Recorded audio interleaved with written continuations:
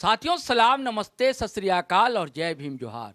साथियों ये कहानी एक ऐसी यात्रा की ऐसे सफ़र किए जिसमें तूफानी मुसीबतें आईं, बादल घिर आए,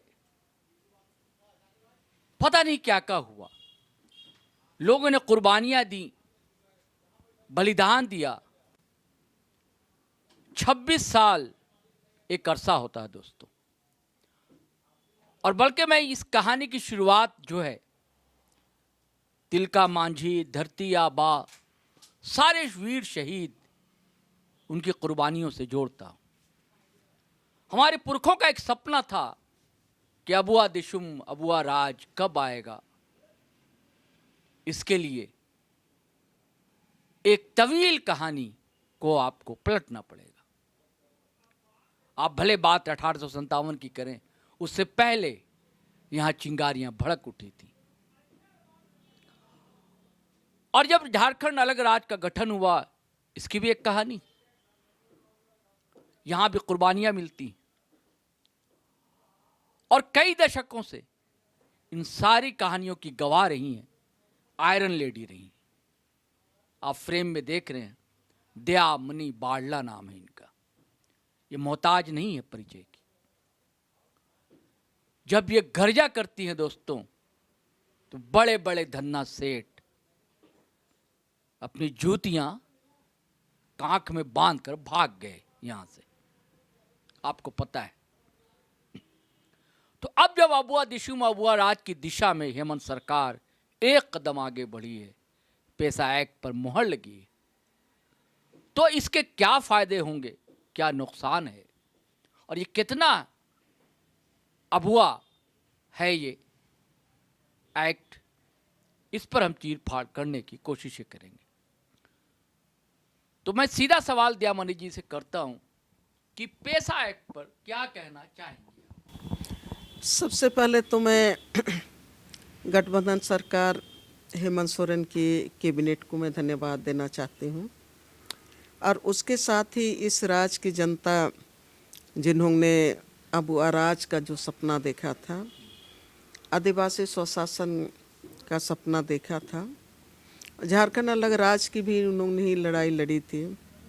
मैं उनको बधाई देना चाहती हूँ कि जो 1996 के बाद लगातार हम लोगों ने ये उम्मीद करके रखे थे, हम लोगों का मांग भी रहा कि 24 दिसंबर 1996 को पार्लियामेंट में कानून आया।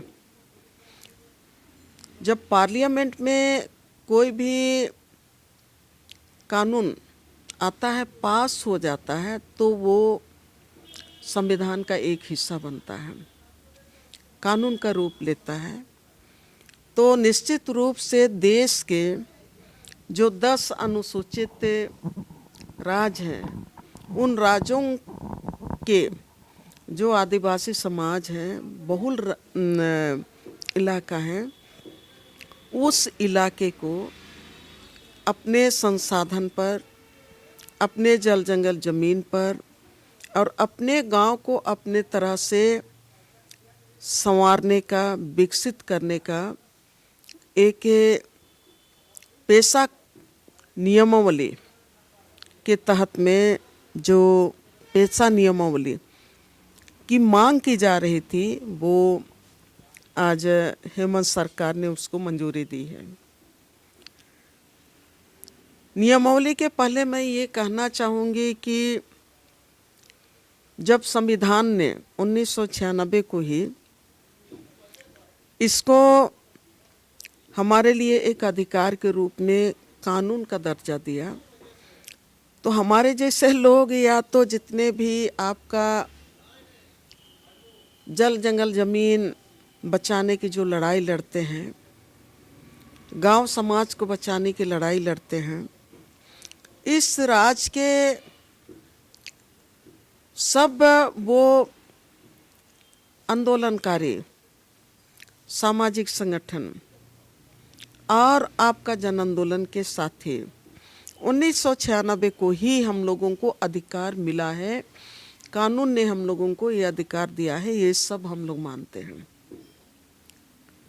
और उसके तहत ही मैं जीटी रोड के माध्यम से सबको को ये बताना चाहती हूँ कि जो जितना भी जल जंगल ज़मीन बचाने की जो लड़ाइयाँ लड़ी गई हैं, राज बनने के बाद तमाम लड़ाइयाँ आपका 5वीं अनुसूची में जो प्रावधान अधिकार है पेशा कानून के तहत, उसको सभी ने अपना अधिकार मानते हुए ही सरकार को ये आईना दिखाने का काम किया है, कंपनियों को वापस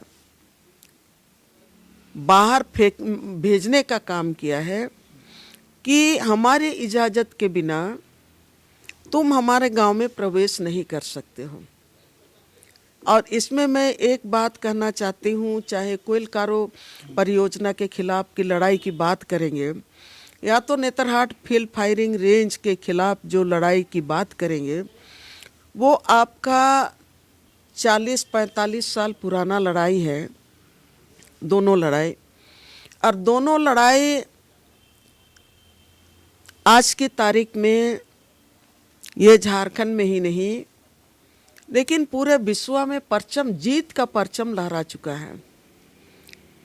वहाँ के लोगों ने, वहाँ के ग्राम सभा ने, वहाँ के किसानों ने, आदिवासी मूलवासी समुदाय ने मिल के ये नारा दिया कि हमारे पूर्वजों का एक इंच जमीन नहीं देंगे, नहीं दिया।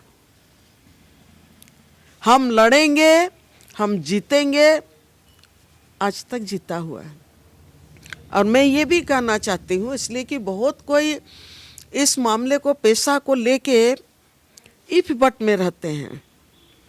कोई जब तक नियमावली जब नहीं बन जाती है तब तक हमको अधिकार नहीं मिल रहा है, लोगों को ये ऐसा लगता। लेकिन तमाम जो आंदोलन मैं बताना चाहती हूँ, 24 दिसंबर 1996 को जब पार्लियामेंट में पास हुआ, मुझको अच्छी तरह याद है, 28 दिसंबर 1996 को पूरे देश में भी जश्न मनाया। पूरे मैंने अनुसूचित क्षेत्र में आदिवासी समुदाय ने एक जश्न मनाया कि आदिवासियों को उनका पुराना सपना उनका पूरा हो गया है और आदिवासी इलाके का स्वशासन व्यवस्था उनको मिल गया है। ये 1996 का बात है, पूरा देश ने जश्न मनाया। खूंटी में भी जश्न मनाए 28 दिसंबर 1996 को। लेकिन ये तो मैं ये कहना चाह रही हूँ कि जितनी भी लड़ाइयाँ यहाँ के लोगों ने लड़ी, वो 23 कानून जो 1996 में जो 73 अमेंडमेंट में जो लाया गया है, प्रावधान किया गया है, उसी के आधार पर गिट्टी मिट्टी पर हमारा अधिकार है, फॉरेस्ट प्रोड्यूस पर हमारा अधिकार है, संसाधनों जल संसाधन पर मेरा अधिकार है, गांव का जमीन हम किनको देंगे नहीं देंगे और कौन सा योजना हमारे गांव में लागू होगा नहीं होगा, डैम बनेगा नहीं बनेगा, कारखाना बनेगा नहीं बनेगा, ये लड़ाई उसी समय से लोग लड़ रहे हैं। ये पेशा कानून के आधार को ही मैंने अपना आधार बना के, और CNT एक्ट भी इनका सुरक्षा कवच है। तो पेशा कानून में आप देखेंगे कि पेशा कानून और CNT एक्ट दोनों एक दूसरे को सपोर्ट करते हैं। तो मैं ये कहना चाह रही हूँ कि 24 दिसंबर 1996 के बाद आज की तारीख में आप देखेंगे 25 का कल परसों तक, जब तक नियमावली आपके सामने मंजूरी नहीं हुआ, 29 साल हो गए। 29 राज बनने के पहले 4-5 साल तक, राज बनने के 5 साल, और फिर इधर आपका 25 साल, 29 साल हो गया। 29-30 साल तक इसी को बेस बना के लड़ते रहे और जीत भी हासिल होते रहा।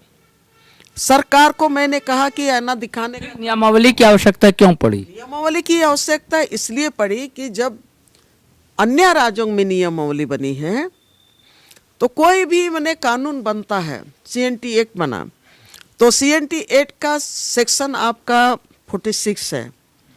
उस 46 में किस तरह से आदिवासियों का जमीन मैंने दूसरे समुदाय को आदिवासी समाज बेच नहीं सकता है, उसका तमाम आपका सेक्शन तो लिखा हुआ है ना। जैसे बाजार पेशा कानून में लिखा हुआ है कि नहीं, पहला इसमें है अधिकार में मद्य निषेध।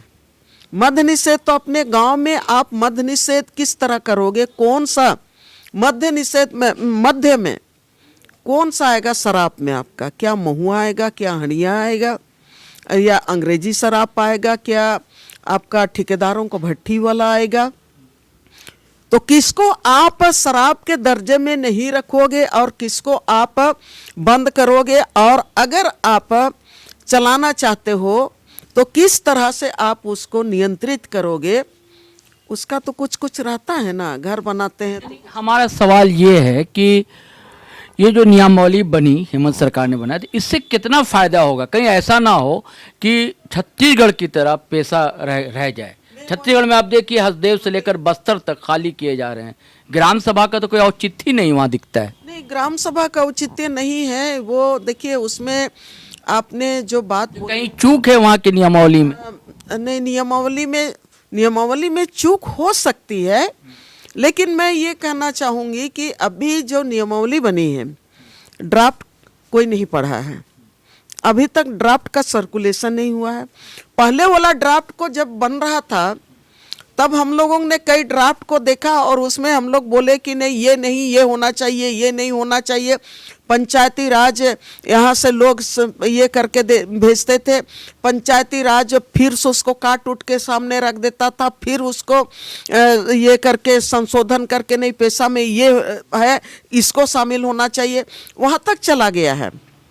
लेकिन आखिरी जो फाइनल ड्राफ्ट है वो ड्राफ्ट अभी तक शायद मुझको लगता है कि सरकार ने भी सर्कुलेट नहीं किया है। लेकिन आखिरी पहले वाला जो ड्राफ्ट था जिसमें कि हम लोग 2025 में ही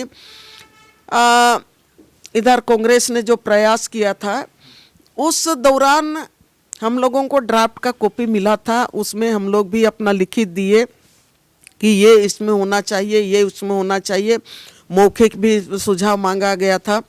मैं ये कहना चाहूँगी कि वो ड्राफ्ट को देखना पड़ेगा, ड्राफ्ट को देखना पड़ेगा, उसमें क्या कमी है, क्या बेसी है, उस पर मतलब अभी निश्चित रूप से उसको देखना पड़ेगा। और देखने के बाद मैं शुरू से ही ये बात कह रही हूँ कि मुझको जैसे छत्तीसगढ़ में हूबहू तो नहीं मिला, हूबहू नहीं मिला है।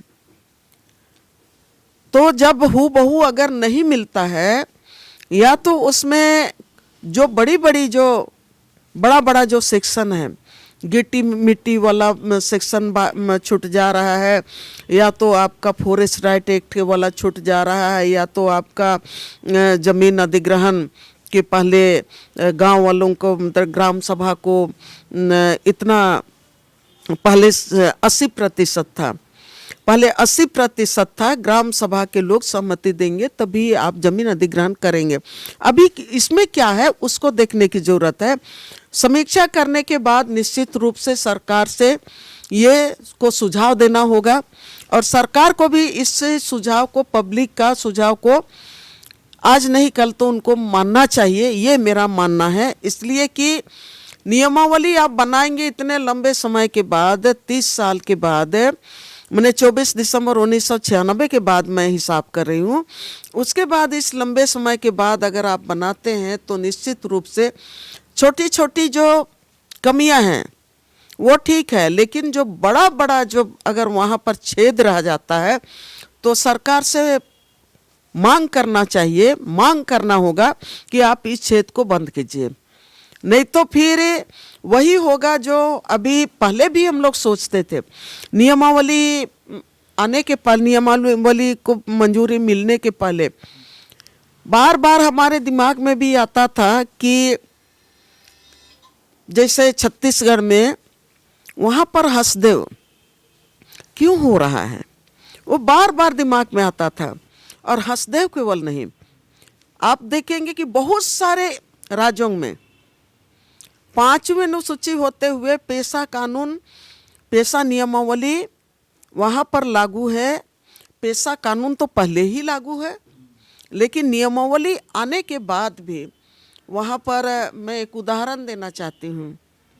2020-21 में केंद्र सरकार ने मोदी स्वामित्व योजना के तहत में ड्रोन सर्वे करके पूरे माने आदिवासी क्षेत्र का जो सामुदायिक जमीन है, जिनका मालिक समाज है, उन सब समाज का जमीन को वो अपने नाम से पंचायती राज के नाम से करने के लिए वो ड्रोन सर्वे करने का निर्देश दिया पूरा देश को।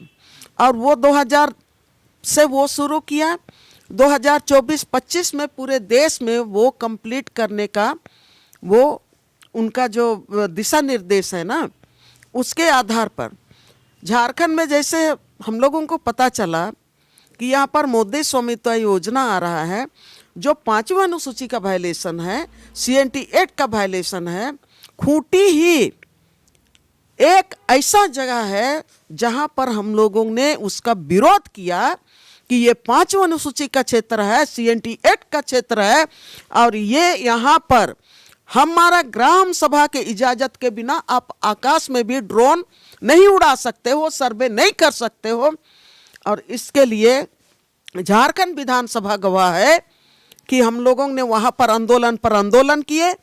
और ये सवाल हम लोग विधायक, हम लोगों का माले के पूर्व विधायक विनोद सिंह, जो आम जनता का प्यारा विधायक अभी तो एक्स हैं, लेकिन उस समय उन्होंने ये बात सवाल को उठाया 10 मार्च 2021 को विधानसभा में कि ये 5वीं अनुसूची का क्षेत्र है, और 5वीं अनुसूची का क्षेत्र में ग्राम सभा की इजाजत के बिना कैसे खूंटी क्षेत्र में 722 गांव में ड्रोन सर्वे से ये सर्वे जमीन सर्वे करने का काम किया जा रहा है। लोग वहाँ विरोध कर रहे हैं।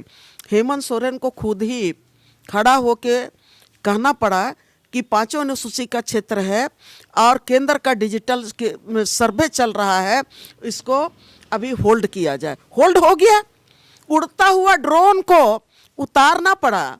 तो मैं ये कहना चाह रही हूँ कि यहाँ पर कानून में क्या है, नियमावली में क्या है। अगर कमी है, फिर भी हमारा संविधान तो कहता है ना, 24 दिसंबर 1996 का कानून में तो 23 प्रावधान है। प्रावधान है तो प्रावधान है, आप उसमें क्या सरलीकरण कर रहे हैं हमारे खिलाफ में?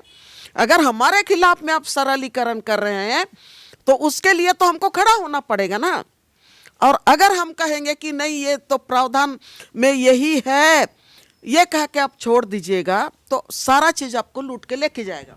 16 जिलों में लागू होना है इसे। 5th शेड्यूल के 16 जिले हैं, जिसमें 2 ऐसे जिले हैं कि जिसमें मिक्स थोड़ी आबादी है। इसके बाद सवाल ये उठता है कि डेमोग्राफी भी बदली है इधर। एक और सवाल उठता है कि 5th शेड्यूल में फिर भाई नगर निकाय के चुनाव क्यों हो? एक तो सबसे पहले कि पेशा जो नियमावली है, कानून है, पेशा कानून का 1996 का पहला, इसमें ही आप देखेंगे इंट्रो में ही लिखा हुआ है कि आपका शेड्यूल एरिया में पंचायत चुनाव नहीं होगा। और इसी को लेके नगर निकाय भी नहीं होना चाहिए। नगर, देखिए पंचायत चुनाव मतलब वो भी नगर निकाय भी उसी का शामिल है ना।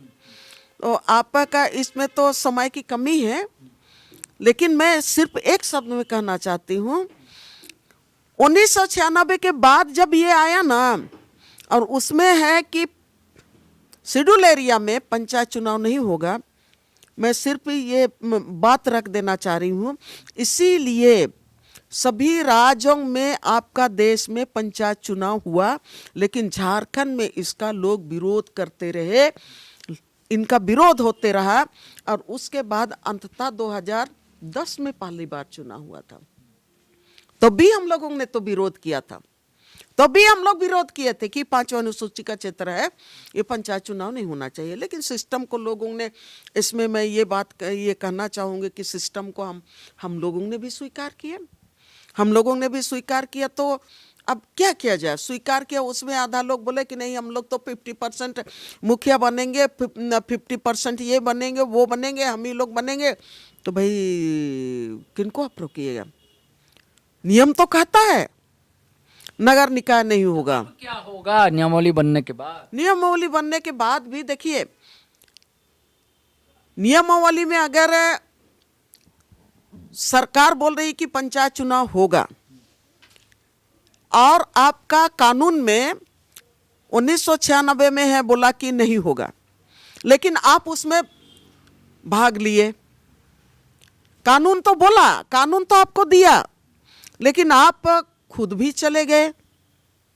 अब ये जो नियमावली बना, उस नियमावली में अगर बोल रहा है कि पंचायत चुनाव नहीं होगा, सपोज, और मैं ही अगर इच्छुक हूं कि नहीं मुझको महापौर बनना ही बनना है, तो फिर जहां पर भी आप समाज का हित को एक किनार दरकिनार करके, आप जब व्यक्ति लोग अपना हित देखता है प्रायोरिटी के रूप में, तो फिर वहाँ पर कानून तो है, कानून रहता है। कानून रहने के बाद भी अगर आप उसको पालन सरकार से नहीं करा पा रहे हैं, तो इसमें तो हमारी कमजोरी होगी, हमारी कमजोरी होगी। और अगर हम मजबूत हैं तो नियमावली नहीं आया था, फिर भी हम लोगों ने बड़ी बड़ी लड़ाई हम लोग जीते ना।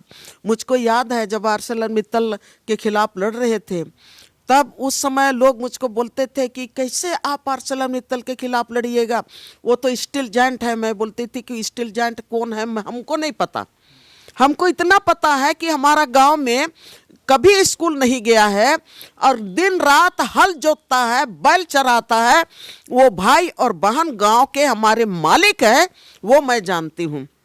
मुझको अच्छी तरह से याद है, एक बार में हम लोग 60-70 ग्राम सभा मिल के हम लोग गुमला जाते थे, इसलिए कि 2 जिला पड़ता था, गुमला जाते थे हम लोग पूरा मेला की तरह। 60-70 ग्राम सभा के प्रतिनिधि जाते थे, जिस्ता के दस्तावेज देते थे कि फलाना ग्राम सभा मित्तल कंपनी को जमीन नहीं देगी।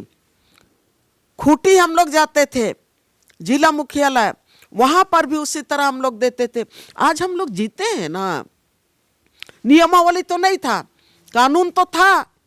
यानी कि आपका कहना है कि अगर आशंका है, लेकिन हम लड़ाई से जंग जीत लेंगे। बिल्कुल, झारखंड को तो देखिए, आप जैसा तेवर अब लोगों के बीच नहीं रहा ना, अब सुविधा भोगी समाज होता जा रहा है। नहीं, ऐसा नहीं है, अभी तो और ताकतवर हो गए हैं, समाज ताकतवर हो गया है। हमारा तो बोलिए 1995 में मैं लड़ाई में आई, कॉलेज से नौकरी सबको दरकिनार करके मैं इधर चली आई, अभी तक मैं यही काम कर रही हूँ। जब उस समय हमारे हाथ में स्मार्टफोन नहीं था, उस समय हमारे हाथ में कुछ नहीं था, फिर भी हम लोग लड़ाई लड़े। गांव के लोगों के साथ जो भी जितना भी लड़ाई लड़ा है, चाहे आप नेतरहाट की बात करेंगे, कोयलकारो परियोजना के खिलाफ बोलेंगे, मित्तल कंपनी के खिलाफ बोलेंगे, राज बनने के बाद सहरोज भाई मैं याद दिलाती हूँ 104 कंपनियों के साथ MOU यहाँ पर भारतीय जनता पार्टी की सरकार की थी, तो भी तो हम लोग लड़ाई लड़े। और हमको बताइए कितना यहाँ पर जिंदल को रामगढ़ में उतरने दिया, वो भी मने ठाक फुसला के, उसको छोड़ के 1-2 कंपनी को छोड़ के यहाँ पर 103 कंपनियों में कोई झारखंड की धरती में पांव नहीं रखने सका। आखिर क्यों? जनता बहुत मजबूत थी।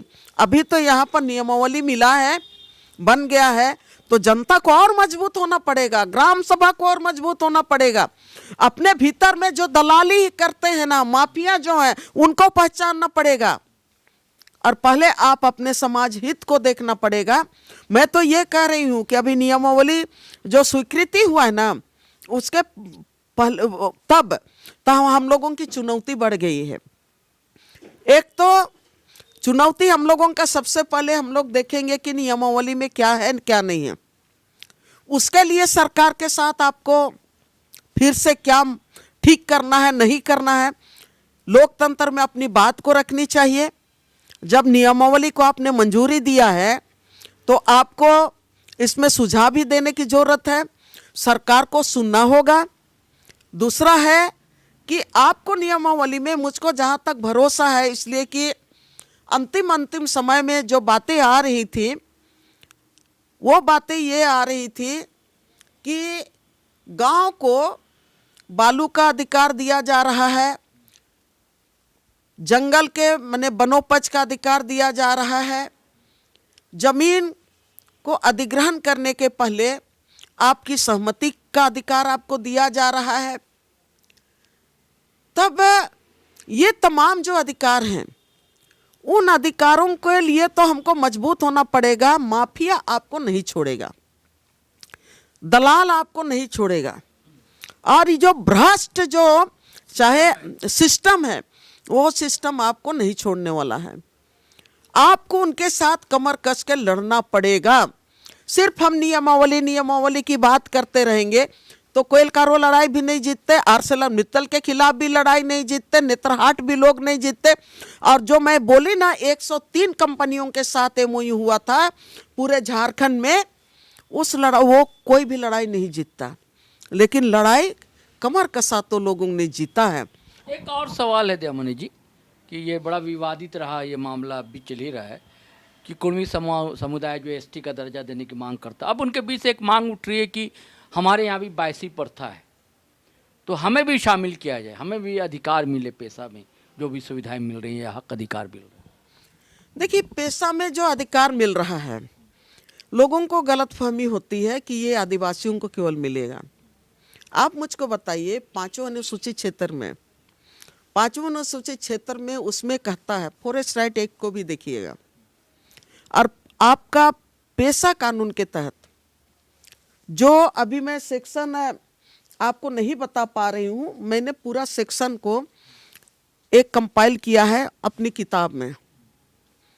तो आपका पांचों अनुसूची के क्षेत्र में पेशा कानून में भी कहता है, फॉरेस्ट राइट एक्ट में भी कहता है, आपका राजस्व गांव के भीतर में जितना भी बालू है, गिट्टी है, मिट्टी है, जितना भी खनिज संपदा है, जल स्रोत है, वो पूरे गांव का सामुदायिक अधिकार है। आपका गांव का ये भी कहता है ना, हम लोगों का खतियान पार्ट 2 में भी तो ही है, कोई एक व्यक्ति का नहीं है, कोई एक व्यक्ति उसका मालिक नहीं है। लड़ाई हम लोगों का वही है, दोहरा तेहरा लड़ाई है। एक तरफ आप लैंड बैंक के नाम से वो जो हमारा सामुदायिक जमीन है उसको लैंड बैंक में बना के शामिल करके उस जमीन को अडानी अंबानी को दे रहे हैं।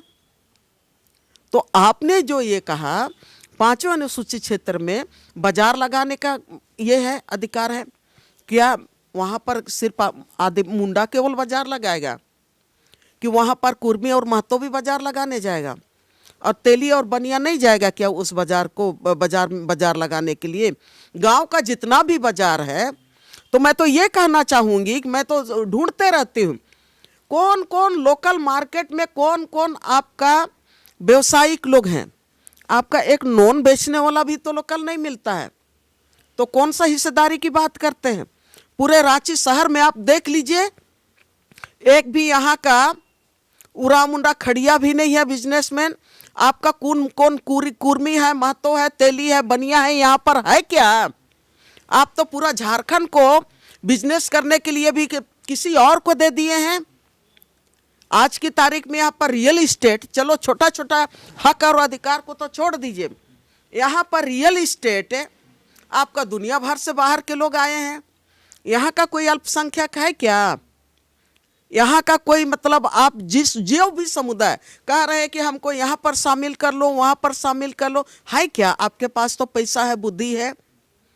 तो मेरा ये कहना है कि पहले भी हम लोग बोलते थे कि भाई CNT एक्ट कोई एक समुदाय का जमीन का रक्षा नहीं करता है, SPT एक्ट कोई एक समुदाय का जमीन का रक्षा नहीं करता है। आदिवासी CNT एक्ट पांचों अनुसूचित क्षेत्र में अगर जमीन बचता है तो पूरा समाज का रक्षा होता है। उस इलाके का नदी बचता है तो पूरे समाज को लाभ मिलता है। उस इलाके का जंगल बचता है तो उस इलाके का जंगल के लोगों को मिलता है। उस इलाके का अगर खेती का जमीन बचता है तो पूरे राज्य और पूरे देश के लोगों का पेट भरता है। तो मेरा ये कहना है कि आप ये जो पेशा कानून में कौन सा आदिवासियों का आरक्षण मिलने जा रहा है? किसी को आरक्षण नहीं मिलने जा रहा है। अडानी को हम लोग मिलकर रोक नहीं पा रहे हैं, अंबानी को रोक नहीं पा रहे हैं, तमाम कंपनी राज यहाँ पर चल रहा है, उनको हम रोकने नहीं पा रहे हैं। आज की तारीख में हर चीज, शिक्षा, स्वास्थ्य, भोजन, आपका हर चीज, पानी, सब पर कंपनी मालिक बन बैठा है। उसके खिलाफ तो हम बोलबे नहीं कर रहे हैं, कंपनी को हम रोकने का काम ही नहीं कर रहे हैं। इतना मोदी अडानी को रेल बेच दिया, रास्ता बेच दिया, हवाई जहाज बेच दिया, हर चीज बेच दिया, एयरपोर्ट बेच दिया, बंदरगाह बेच दिया। हम लोग तो विरोध नहीं कर रहे हैं और हम लोग बोलते हैं कि नहीं इसमें हिस्सेदारी उसमें हिस्सेदारी। आपस में ही लड़ने वाला बात को छोड़ना चाहिए, आपस में लड़ने वाला बात को छोड़ना चाहिए। बड़ा भागीदारी की बात होनी चाहिए और बड़ा भागीदारी तभी हम हासिल कर सकते हैं जब लुटेरों के खिलाफ में हम एकजुट होके खड़ा होंगे, चाहे वो आदिवासी हो, चाहे मूलवासी हो, चाहे यहाँ का अल्पसंख्यक हो, चाहे तो किसान हो, हर किसी को। नहीं तो ये झारखंड नहीं, ये झारखंड केवल नहीं बचने की बात करेंगे। अरावली में आज बोल रहा है 100 मीटर से नीचे वाला को पहाड़ नहीं माना जाएगा। तो झारखंड के किनारे किनारे तो सब 100 मीटर से हो सकता है नीचे का है। तो यहाँ पर तो और सबसे ज़्यादा खनिज संपदा है। सबको कुड़वा लीजिए और बोलिए कि हमको हिस्सेदारी दीजिए। और आदिवासी होने का केवल हम लड़ाई लड़ेंगे, आपस में केवल लड़ेंगे और बड़ा बड़ा जो हमारे खिलाफ में आ रहा है, योजना आ रहा है, डिसीजन आ रहा है, उस पर हम सोचेंगे नहीं तो ना हम बचेंगे, ना हमारा समाज बचेगा, ना ये राज्य बचेगा, ना देश बचेगा। बहुत बड़ी बात कही दयामणि जी ने, वो ये है कि सवाल बड़ी हिस्सेदारी का है और कंपनी राज से अगर आपको भिड़ना है साथियों तो मिलजुल कर ही लड़ना पड़ेगा। ये जंग बड़ी है, सिर्फ नियमावली बनने से काम नहीं होता। एक्ट तो पहले से ही मौजूद है और ये इसका लाभ जो है सिर्फ आदिवासियों को ही नहीं मिलेगा, झारखंड के जितने मूलवासी हैं सभी को मिलने जा रहा है। चलिए साथियों, अब आज्ञा दीजिए, इजाज़त दीजिए, फिर हम मिलेंगे आपसे नए वीडियो के साथ। लेकिन आपसे गुजारिश है कि यदि आप पहली बार हमारे चैनल पर आए हैं तो सब्सक्राइब कर लीजिए और वीडियो हमेशा की तरह धनाधन शेयर कीजिए, लाइक कीजिए, कमेंट कीजिए। और ये वीडियो तो दोस्तों ज़रूर कीजिएगा शेयर, क्योंकि इस अब तक का जितना वीडियो आपने जितने लाइव पर या और भी कहीं देखा होगा, इतने विस्तार से बात परत दर परत खोलना पहली बार आप सुनेंगे दोस्तों दयामणि जी के कंठ से। इसे ज़रूर शेयर कीजिएगा। चलिए चलते, आज्ञा दीजिए, इजाज़त दीजिए। जय हिंद, जय भारत।